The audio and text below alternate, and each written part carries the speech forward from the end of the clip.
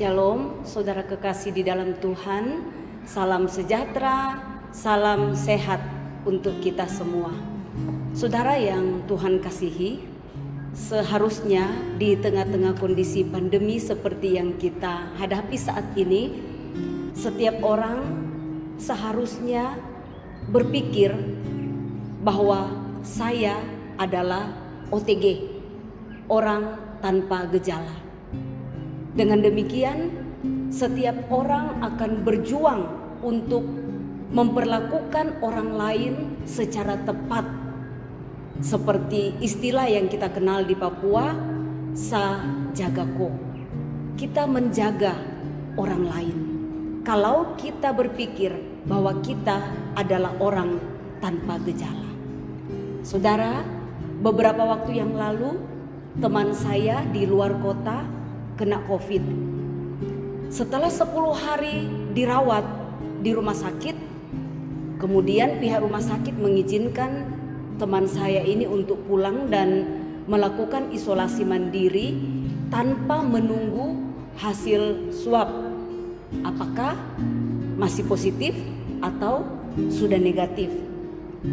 Nah, saudara, jelas teman saya ini berarti berstatus OTG, orang tanpa gejala, dan pihak rumah sakit juga berharap bahwa teman saya ini akan melakukan isolasi mandiri karena menyadari statusnya sebagai OTG.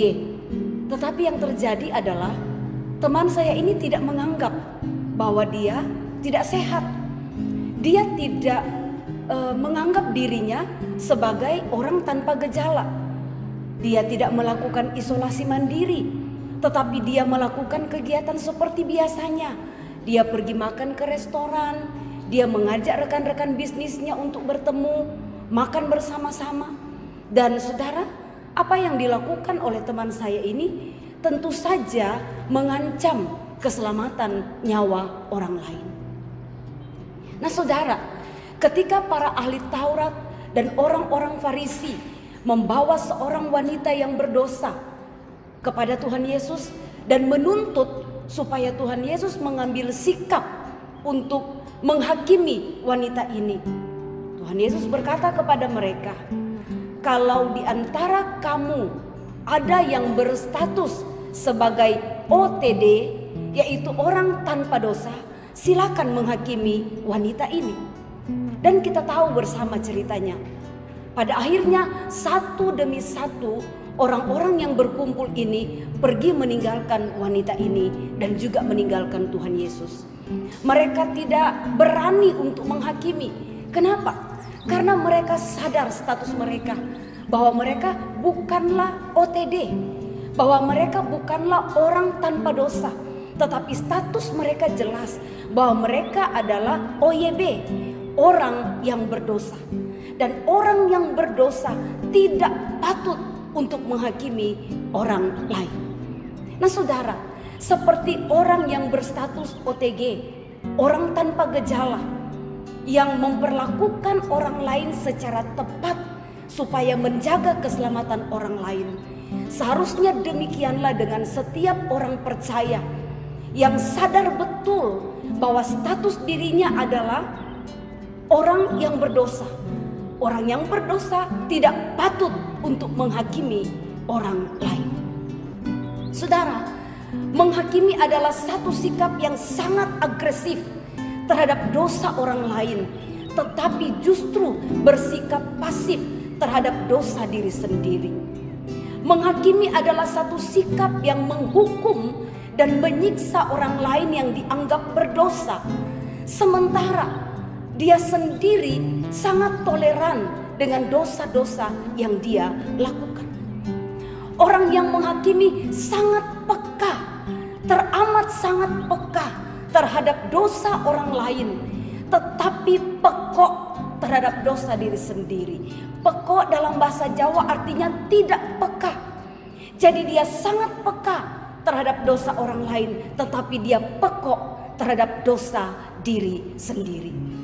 Saudara, ketika Tuhan Yesus berkata, jangan kamu menghakimi, sebenarnya Tuhan ingin berkata, Tidak ada satu dasar apapun, tidak ada satu alasan apapun, tidak ada satu asumsi apapun, bahkan tidak ada satu peristiwa apapun yang membenarkan, yang menjadikan itu sebagai dasar bagi saya dan saudara untuk menghakimi orang lain.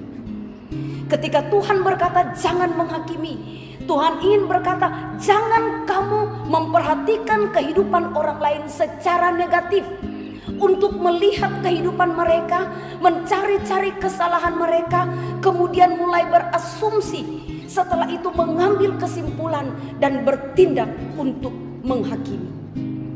Nah, saudara, ada begitu banyak orang percaya yang sebenarnya secara alamiah tidak mau dihakimi, tetapi begitu agresif di dalam menghakimi dosa-dosa orang lain. Saudara, penghakiman biasanya dimulai dengan asumsi. Asumsi adalah landasan berpikir di mana seseorang itu mengira bahwa apa yang dia pikirkan itu benar. Jadi satu landasan yang dia anggap benar, yang belum tentu benar. Nah, ketika seseorang melihat kehidupan orang lain hanya cuplikannya saja. Yang namanya cuplikan berarti bukan keseluruhan hidup seseorang. Jadi ketika seseorang melihat cuplikan hidup seseorang, kemudian mulai berasumsi, lalu mengambil satu kesimpulan, dan selanjutnya bersikap dan bertindak sebagai hakim, menjatuhkan vonis dan mulai menghakimi orang lain. Mulai membicarakan orang lain kian kemari, mulai mengangkat status-status yang menghakimi orang lain, mulai bersikap yang tidak menyenangkan terhadap orang lain, berlaku tidak bersahabat terhadap orang lain, berlaku jahat terhadap orang lain, bahkan mungkin memutuskan hubungan dengan orang lain hanya karena melihat satu cuplikan. Saudara, bahkan mungkin kita hanya mendengar satu cerita pendek. Mungkin kita hanya melihat satu situasi. Mungkin kita hanya melihat satu lembar foto atau beberapa lembar foto. Kemudian kita berasumsi, lalu kita mulai bertindak sebagai hakim dan mengeksekusi saudara seiman kita. Kita mulai bertindak sebagai hakim yang menghakimi orang lain. Saudara, perhatikan baik-baik. Kalau saudara tidak memiliki pikiran Allah yang jernih, kalau saudara tidak bisa membaca pikiran orang lain, kalau saudara tidak memiliki fakta-fakta yang tidak dapat dibantah oleh Allah, tolong berdiam diri sajalah. Jangan menghakimi orang lain. Jangan berpikir picik ketika saudara melakukan sesuatu dan orang lain tidak melakukannya, lalu saudara berpikir bahwa orang lain berdosa. Atau sebaliknya, ketika saudara tidak melakukan sesuatu dan orang lain melakukan sesuatu, saudara menghakimi bahwa orang lain bersalah. Setiap orang lain yang melakukan sesuatu yang berbeda dengan apa yang saudara lakukan, saudara menghakimi bahwa itu salah. Itu adalah pikiran yang picik. Tuhan jelas-jelas berkata, jangan kamu menghakimi. Hanya orang yang tidak berdosa yang boleh menghakimi. Saudara yang Tuhan Yesus kasihi, kasih dan penghakiman tidak dapat berjalan beriringan. Dan kita harus tahu bahwa penghakiman adalah kejahatan terhadap kemanusiaan. Coba saudara lihat apa yang diakibatkan oleh seseorang yang menghakimi kehidupan orang lain. Dan setiap perbuatan yang jahat itu bukan kasih.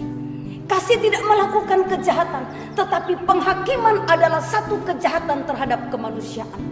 Kenapa? Penghakiman menghancurkan hati seseorang. Penghakiman menimbulkan luka hati dalam kehidupan seseorang. Penghakiman menghancurkan reputasi seseorang. Penghakiman menghancurkan nama baik seseorang. Penghakiman merusak persekutuan. Penghakiman merusak gereja. Bahkan penghakiman meretakkan hubungan. Saudara, dengarkan baik-baik firman Tuhan. Jangan engkau menghakimi, karena ukuran yang engkau pakai untuk menghakimi orang lain satu hari nanti akan dikenakan kepadamu. Mari saudara, kita simpan baik-baik firman Allah. Janganlah engkau menghakimi, karena engkau adalah orang berdosa, dan hanya orang yang tidak berdosa yang patut untuk menghakimi. Terpujilah Tuhan. Amin. Shalom.